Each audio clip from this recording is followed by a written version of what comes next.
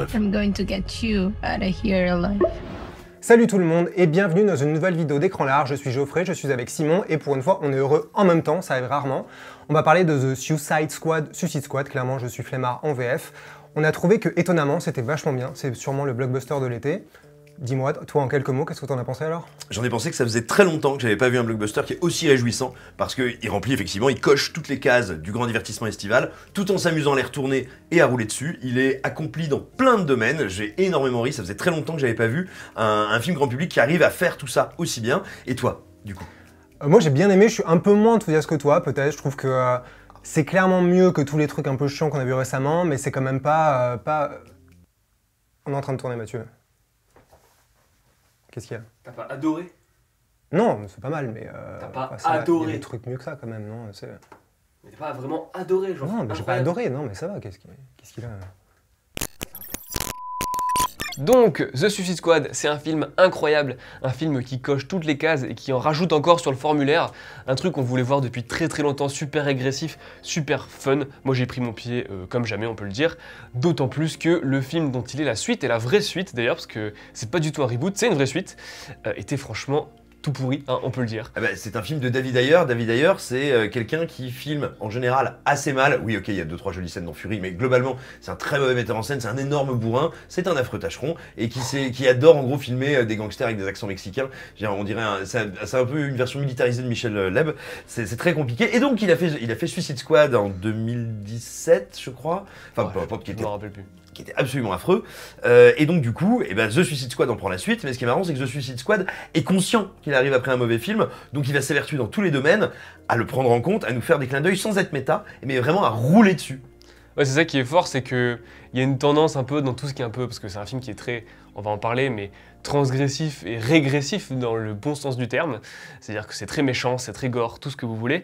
Et en fait, il y a une tendance un peu qui est un peu amenée par Deadpool, hein, le truc de Tim Miller, tout ça, à casser le quatrième mur, faire des références intertextuelles, en fait. Enfin, s'adresser aux spectateurs. Exactement, tout à fait, pour lui dire hey, « vous avez vu le film d'avant il était pourri, hein, ben le nôtre, il est mieux. » Et en fait, ce qui est incroyable avec ce film-là, c'est qu'en fait, le film le fait plus ou moins, enfin, c'est-à-dire qu'il se met lui-même en parallèle avec Suicide Squad, en reprenant plus ou moins le carcan de façon évidente, en fait. Mais en fait, en améliorant certains points et en transformant un peu la façon dont il met en place son humour, ses scènes, etc. En fait, quasiment pour nous dire, et vous voyez, en fait, on peut faire ça de bien, en fait, avec Suicide Squad. Absolument, à tel point que, et alors, c'est pas un spoil, hein, c'est vraiment une remarque, ça vous dévoile strictement rien de l'intrigue, ce que je vais dire. Le personnage, donc un des personnages principaux, on va dire le leader de l'équipe, qui est interprété par Idris Elba, qui est donc Bloodsport. Bloodsport, très concrètement, c'est un décalque, alors évidemment il ne le présente pas comme tel, mais c'est un clone décalque, copie carbone du personnage que joue du personnage joué par Will Smith dans le précédent, et à tel point qu'on va lui refaire une séquence avec sa fille, mais là clairement le film est en train de nous dire, non mais regardez, attendez, on peut vous montrer une famille dysfonctionnelle, et ça peut quand même être le héros, et puis vous allez voir, on va y aller, on va mettre les potards à fond, la confrontation avec sa môme, elle est invraisemblable, et elle est très réussie. Et oui, c'est une des grandes forces du film, justement, de savoir créer de véritables moments d'émotion dans les moments ultra fun, parce que c'est ultra drôle, hein, on va pas se mentir. C'est vraiment super fort et ça a toujours été une grande spécificité du cinéma de Gunn. Je veux dire, même si on remonte pas aussi loin, Les Gardiens de la Galaxie c'était déjà ça, hein, je veux dire, les deux films sont déchirants sur la fin, je pense qu'on peut le dire. Et c'est vraiment impressionnant, il arrive vraiment à jongler comme ça entre les genres, les émotions. C'est assez spectaculaire, et c'est un truc que le film d'ailleurs n'arrivait pas du tout à faire, alors que justement, lui il prenait ce truc du... En fait, ils sont super méchants, mais il y a une forme de rédemption qui est un trope absolu du cinéma américain, hollywoodien. Il y a toujours une histoire de rédemption, je crois même que ça a été théorisé un bon paquet de fois. Et en fait, dans le film de Gunn, les méchants restent méchants. C'est tous des enflures, c'est tous des énormes bras cassés. Il nous le dit dès le début dans 2-3 séquences qui sont mais à mourir de rire, c'est hilarant. Ils sont vraiment méchants, mais ça n'empêche pas qu'on les voit évoluer et qu'on s'éprend vraiment d'eux. Grâce au montage, grâce à la réalisation, à des petits détails qui vraiment peuvent nous toucher, quoi. C'est vraiment impressionnant. En fait, ce qui est intéressant, c'est que Gunn fait un truc, alors qui normalement devrait être d'une banalité à pleurer, qui devrait être une base de tout récit, a fortiori un récit choral, mais qui est vraiment un truc, je veux dire, qui est de l'artisanat de l'écriture et qui a tendance à se perdre énormément dans le divertissement américain aujourd'hui, à croire que tu te dis qu'aujourd'hui les blockbusters ne sont pas écrits, vraiment. Mais en fait, Gunn, il fait un truc tout con, il suit pas un cahier des charges, il part toujours de ses personnages, de leurs conflits intérieurs, ce qu'ils veulent faire, ce qu'ils n'arrivent pas à faire, ce qui leur plaît, ce qui leur déplaît, leur leurs émotions pour faire avancer le récit. C'est pas, ah bah oui, tiens, là, il me faudrait une scène spectaculaire, donc je vais faire venir un Deus Ex Machina, et puis ils vont faire des blagues autour. Non, par exemple, il y a un moment dans le film où on va suivre spécifiquement ce qui arrive à Harley Quinn. Et bah tout ce qui va arriver à Harley Quinn, toutes ses actions, découlent non pas d'impératifs, on va dire, spectaculaires ou de divertissement, mais véritablement de elle, ce qu'elle a ou ce qu'elle aurait envie de faire, comment elle réagirait à telle ou telle situation. Et c'est pareil pour les connexions avec les personnages.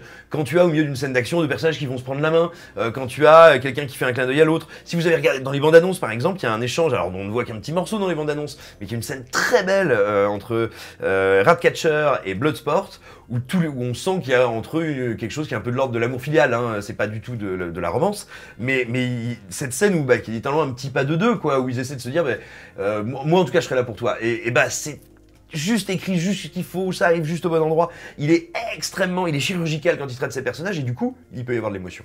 Et c'est d'autant plus impressionnant que le film, un peu aussi contrairement à ailleurs, il assume complètement de y aller à fond dans le sacrifice de personnages absolus. C'est quand même fou de se dire que pour une fois, la promotion d'un film hollywoodien ne nous mentait pas. C'est-à-dire qu'il y avait une incroyable catchline en dessous d'une des affiches qui était « Don't get too attached », c'est-à-dire « Ne vous attachez pas trop », ce qui est assez hilarant.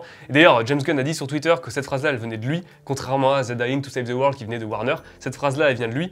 Et ça se voit parce qu'on a vraiment ce jeu permanent sur personne ne peut vivre, personne est safe en fait, enfin presque personne, parce qu'il y en a certains dont on doute de l'immunité, mais tout de même. Et c'est assez impressionnant parce que vraiment, il arrive à créer des relations entre ces personnages dont on n'est même pas sûr de leur survie sur le long terme, ce qui est assez fort, quoi. Ouais, mais parce que moi je trouve qu'il a un rapport très simultanément et sale gosse et très humain avec ses persos. C'est-à-dire qu'on sent, ça l'amuse de leur faire mal, ça l'amuse de mettre de la viande sur les murs. Le film est super gore. Extrêmement gore. Mais en revanche, c'est pas parce qu'on rit et qu'on jubile un peu comme des sales gosses dans un geste un peu un gentil quepon quoi, de ce qui leur arrive et des saletés qu'ils font, que pour autant on ne va pas les traiter un peu avec décence. C'est-à-dire que oui, c'est vraiment des méchants, oui, on se fend la gueule à les regarder en prendre plein la tronche, mais en les considérant comme des personnages, comme des humains en tout cas, je veux dire. Et ça rend le truc très joli. Et surtout, c'est ça aussi qui fait que tout d'un coup, les scènes d'action, elles ont du poids, parce qu'il y a beaucoup d'action dans le film, et ça tabasse quand même méchamment, quoi. Ah oui, c'est assez vénère.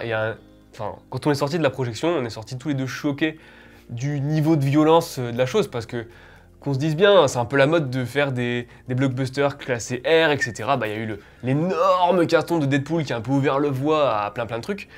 Mais là, on est 8 crans au-dessus, et c'est ultra impressionnant parce que, encore une fois, dans cette capacité de jouer avec les genres, on n'est pas juste dans de la violence cartoon. Il y en a beaucoup, mais moi je pense notamment au climax, qu'on ne révélera pas bien sûr, mais qui se déroule un peu sur deux niveaux. Et ce qui me tue en tant que fan en plus de cinéma de genre en général, c'est qu'on passe vraiment d'un point il y a un personnage qui est dévoilé, et on passe vraiment de quelque chose de presque horrifique, hein. C'est vraiment viscéral, d'une violence qui est vraiment horrifique, presque traumatique, à un truc qui est complètement cartoon, décomplexé.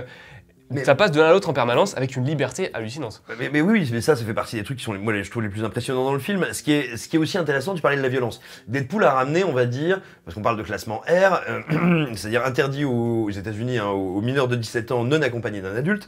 Mais en fait, voilà, Deadpool a une violence qui est en même temps très aseptisée. Là, bien sûr, ici aussi, on a du sang numérique comme dans Deadpool, mais on sent qu'il y a un vrai travail organique. C'est-à-dire que, quand les gens sont blessés, il n'y a pas juste une gerbe de sang. Je veux dire, il y a des os qui se brisent, il y a de la chair, il y a de la matière. Et ça change tout, c'est-à-dire que y a un impact en fait, et quand les gens se font flinguer, ça fait des trous quoi.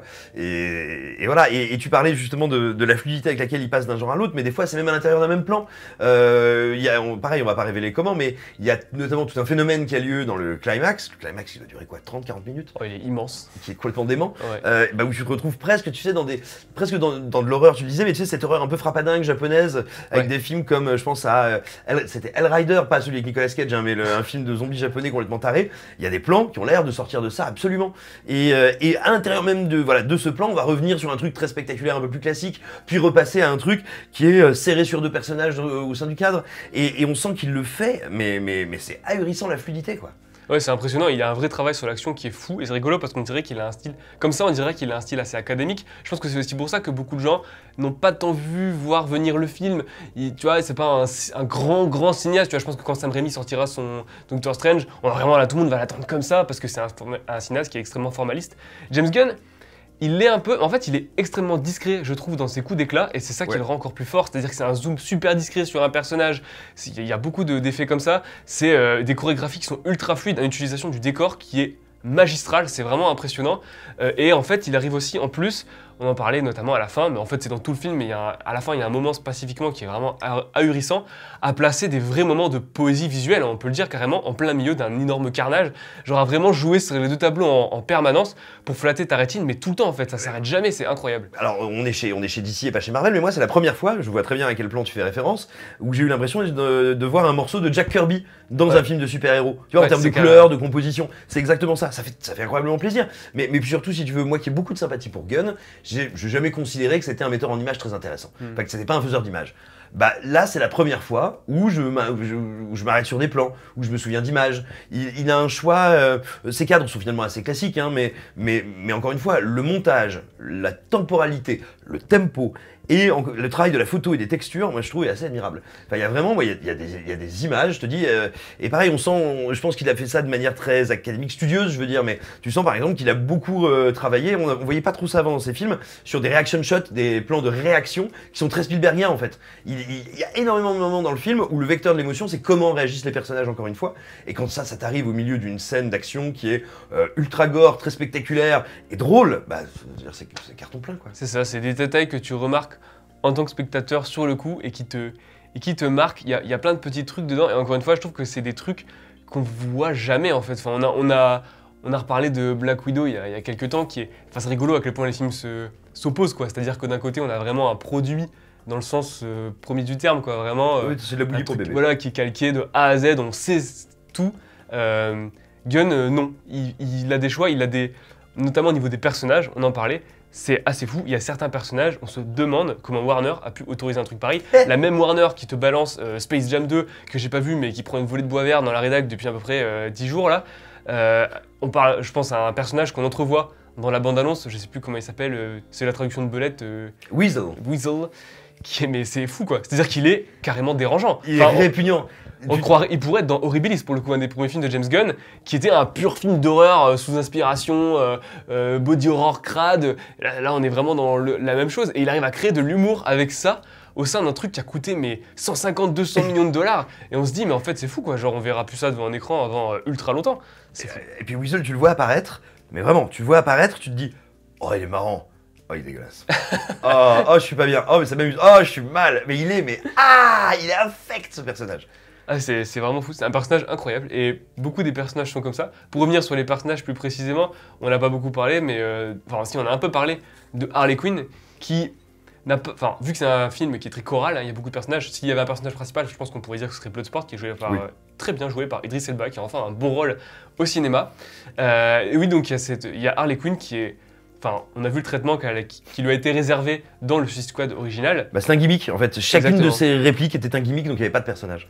Et là, il lui accole un arc narratif à elle qui, non seulement est ultra raccord avec une vision super contemporaine du personnage, donc qui la rend vraiment super puissante en fait, mais qui en plus se paye le luxe de carrément nous faire voir à travers ses yeux, à nous immiscer dans sa propre folie, le temps en plus d'une scène d'action qui est géniale au niveau du découpage, de l'esthétique, du carnage absolu qu'elle déploie. C'est juste incroyable.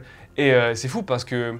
Alors je sais qu'il y a beaucoup de gens dans la rédac qui aiment plutôt bien Birds of Prey pour ce que le film dit d'elle, mais c'est fou de se dire que là, en quelques scènes, peut-être un peu plus, mais c'est quand même un personnage qu'on pourrait presque dire secondaire, ils arrivent à lui donner une vraie importance, un vrai charisme, et surtout à faire éclater le jeu de Margot Robbie, qui est authentiquement drôle dans ce film. Elle est à se pisser dessus. Mais puis il y a un truc qui est quand même frappant dès sa première apparition, le deuxième plan où elle est là, et que tu avais un peu dans Birds of Prey, mais que tu n'avais pas du tout dans le premier Suicide Squad, c'est là où tu vois que la direction d'acteur, c'est fondamental, c'est que en fait, tu l'entends ses répliques, et ça marche, c'est naturel, c'est-à-dire que t'as pas l'impression de voir quelqu'un se forçant à opérer un gimmick. Exactement. Le personnage existe pour lui-même, si tu vois pas Margot Robbie, tu vois pas Hollywood essayant de faire Harley Quinn, tu vois Harley Quinn. Et c'est instantané. Et c'est un truc qu'on peut aussi appliquer à un autre personnage qui est, je pense, très très attendu, qui est celui qui est joué par John Cena, qui avait...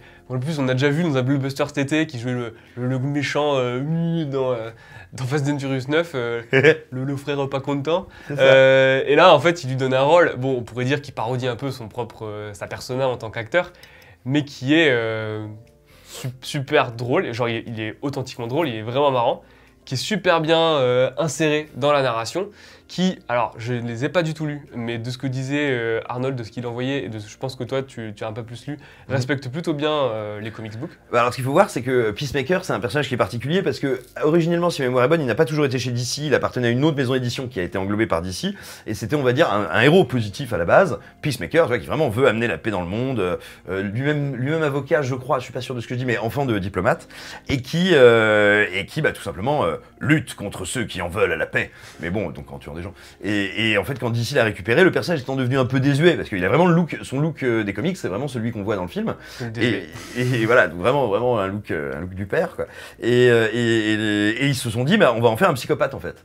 C'est un méchant, c'est un type qui veut faire régner la paix, mais en fait c'est l'excuse qu'il s'invente pour tuer des gens. Et dans le film c'est exactement ça, c'est un psychopathe fini, c'est un type qui, bah à un moment il le dit, c'est la réplique que vous avez dans la bande-annonce, hein, encore une fois c'est pas un spoil, il dit moi il y a rien au monde qui compte plus pour moi que la paix, et peu importe le nombre d'hommes, de femmes et d'enfants que je dois tuer pour y arriver, pour l'obtenir, et c'est exactement ça, et tu sens qu'en fait ce type jubile, il a qu'une seule envie, c'est de faire de la viande, quoi. Exactement, et ça se voit souvent. Ouais, et c'est toujours traité, là encore, c'est là où tu vois que Gunn quand même est sur une crête qui est pas évidente, qui tient toujours, Bon, c'est qu'à chaque fois qu'il tue des gens, c'est simultanément drôle, très graphique et profondément malaisant. Il y a une séquence où il enchaîne les morts et où tu te marres et tu dis c'est problématique que je rigole quand même. Du coup, maintenant, on va passer à la partie spoiler. Donc, si vous ne voulez pas vous spoiler ce qui se passe dans le film, ce qui se concrétise surtout par qui va crever en fait, parce que c'est un peu le running gag, hein, on va dire, et d'autant que le film n'apporte pas grand-chose à l'univers d'ici. On peut le dire. Si vous voulez pas vous spoiler ça, barrez-vous, voilà, parce qu'on va surtout parler de cette putain de scène d'intro de ouf où James Gunn oblitère littéralement tout ce qu'a fait David Ayer en massacrant le casting de l'original avec quelques nouveaux venus, en parodiant complètement les clichés hollywoodiens, en faisant s'écraser un hélicoptère, que d'habitude quand tu fais ça au cinéma, tu meurs pas, mais dans la vraie vie, bah, c'est ça qui t'arrive. Bah voilà, parce que c'est un truc qu'on voit plusieurs fois, notamment dans Black Widow, qui est sorti il y a quelques semaines, où on voit, je veux dire, on fait exploser une bagnole, puis t'as Black Widow qui s'en sort, je suis un peu décoiffé. Bon bah là, voilà, dès l'intro, tu vois que, en général, quand tu es près d'un objet métallique qui explose, tu meurs. et voilà, ouais, littéralement, il bousille tout le casting, il tue toute sa Suicide Squad pour dire niquez-vous. Et le truc, c'est qu'il le fait extrêmement bien, parce que c'est super bien mis en scène, c'est bourré d'hommages aux 12 salopards, c'est bourré d'hommage à la Horde Sauvage, sans être dans la citation débile ou dans le clin d'œil un peu clinquant, un peu faussement geek, enfin merdeux quoi. Et donc, je veux dire, en 4 minutes, tu t'es pris 3 fous rires, t'as vu plus de sang qu'en 2 ans de cinéma de genre américain. C'est clair. Et non, parce que voilà, il les charcle quoi. C'est un délire. Ouais, c'est ultra violent, c'est une excellente scène d'intro, d'autant qu'il s'amuse à te... Enfin, c'est vraiment le doigt d'honneur à la Gunn, quoi. Pour moi, c'est ça qui fait que son cinoche, il est hilarant, en fait. C'est-à-dire qu'il commence le film en te présentant un personnage comme si c'était un personnage principal, en pastichant carrément le film de Ayer, presque... je dirais pas au plan, mais à la scène, quoi. Mais avec une toute autre issue, ce qui rend la chose vraiment super drôle, c'est super impressionnant, d'autant que ça nous fait nous attacher aux autres personnages encore plus, je trouve. Je suis tout à fait d'accord avec toi, et on s'attache à eux, et c'est là où ça devient très plaisant, et loin d'être seulement, on va dire, une pose, une posture. C'est qu'il n'a pas juste tué quelques personnages au début pour nous dire « Regardez, c'est bon, je l'ai fait, bon, maintenant je peux revenir sur les rails ». Non, tout le long du film, il y a des personnages qui en prennent plein les dents, et qui meurent, et pas des personnages secondaires ou je veux dire des vrais personnages. Et c'est le cas notamment, moi la mort de Rick Flag, j'ai fait une drôle de tête, hein, je l'avais pas vu venir, je m'y attendais pas du tout, je pensais pas qu'il soit possible qu'il tue le personnage, et puis il le tue, je veux dire, sans retour, hein, il te montre bien, genre voilà, là c'est corsé, là ça finit. Hein. Et ouais, c'est assez fort, et ça fait plaisir en fait de voir ce truc tout bête, un film, faire des options, prendre des choix de dramaturgie. Ouais, c'est assez fou, et du coup, on me parlait de cette scène d'intro, et dans cette scène d'intro, en fait, elle n'est pas gratuite, c'est-à-dire que tu parles de Rick Flag, en fait, sa relation avec Harley Quinn et compagnie, elle est introduite dans cette scène-là. Alors même si ça paraît être une énorme parodie, rien n'est gratuit en fait dans son cinéma. Il n'y a jamais de dos d'honneur qui soit gratuit justement. Genre il se moque du spectateur, il se moque des films précédents, il s'amuse à vraiment parodier, pour moi, la transgression à l'hollywoodienne, on va dire, de façon super frontale. Mais c'est vraiment pas gratuit, c'est-à-dire que les personnages qui en réchappent en fait, qui en ressortent, ils en ressortent grandis, genre différemment, ou du moins, dans le cas d'Harley Quinn précisément, parce qu'on peut pas dire son évolution, je veux dire, est très liée intrinsèquement au personnage, ou du moins, il nous propose de poser un autre regard sur eux, qui va lui aussi évoluer dans le film du début jusqu'au climax, quoi. C'est ça, et donc c'est très plaisant. Et justement, le climax à nouveau est assez impitoyable avec les personnages. Il y en a qui essayent, il y en a qui arrivent pas. Il y en a un paquet qui reste sur le carreau. Et tout simplement, ça fait plaisir parce que tu regardes un film où il y a des enjeux, où tu es investi émotionnellement. Surpris aussi, très surpris. Il y a des gags qui fonctionnent parce qu'en fait, on s'attendait pas à ce que tel personnage qui nous présente comme un des personnages principaux meurt. On est dans la partie spoiler, donc on peut dire que c'est le mec qui balance des trucs ronds bizarres en couleur. Super Polka Dotman. Voilà, je te fais dire à chaque fois son nom, je suis désolé. Et dont le prénom est Abner. Voilà.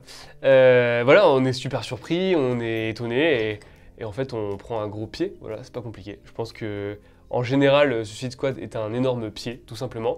Et en fait, il n'a pas la prétention de faire autre chose. Et en fait, je veux dire, c'est fou dans une période où beaucoup de gens trouvent cet argument pour les blockbusters en disant oui, bah finalement, moi je veux déposer mon cerveau, je veux faire autre chose.